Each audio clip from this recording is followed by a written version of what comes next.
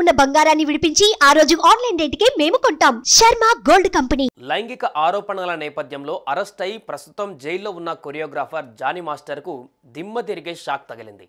2022 సంవత్సరానికి గాను జాతీయ ఉత్తమ కొరియోగ్రాఫర్గా ఎంపికయ్యారు జానీ మాస్టర్. జైల్లో ఉన్న ఆయన అవార్డు అందుకోవడానికి కోర్టు అతడికి మధ్యంతర బెయిల్ కూడా మంజూరు చేసింది. అయితే ఈ నేపథ్యంలోనే నేషనల్ ఫిల్మ్ అవార్డ్ సెల్ ఆయనకు వచ్చిన అవార్డును రద్దు చేస్తూ సంచలన నిర్ణయం తీసుకుంది. ఇదే అంశం ఇప్పుడు తీవ్ర చర్చనీయాంశంగా మారుతోంది.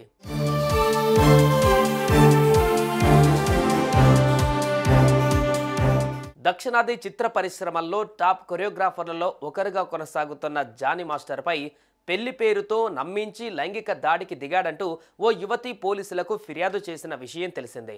దీంతో అతనిపై నార్సింగి పోలీసులు పోక్సో కేసు నమోదు చేసి అరెస్టు చేశారు. ప్రస్తుతం అతడు చెంచల్గూడ జైల్లో ఉన్నాడు. ఇకపోతే 2022 సంవత్సరానికి గాను తమిళ నటుడు ధనుష్ హీరోగా నటించిన తిరుచిట్రంబలం చిత్రానికి జానీ మాస్టర్ బెస్ట్ కొరియోగ్రాఫర్గా నేషనల్ అవార్డుకు ఎంపికయ్యారు.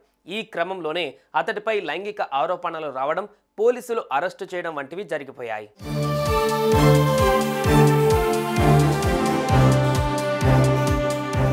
అయితే ఈ నెల 8న ఢిల్లీలో జానీ మాస్టర్ ఆ అవార్డును తీసుకోవాల్సి ఉంది.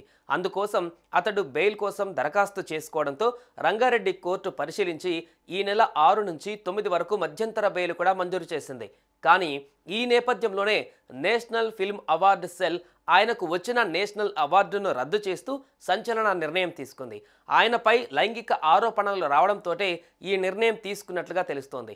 జానీ మాస్టర్కు వచ్చిన నేషనల్ అవార్డు అనూహ్యంగా రద్దు కావడంతో ఇప్పుడు తీవ్ర చర్చనీయాంశంగా మారింది.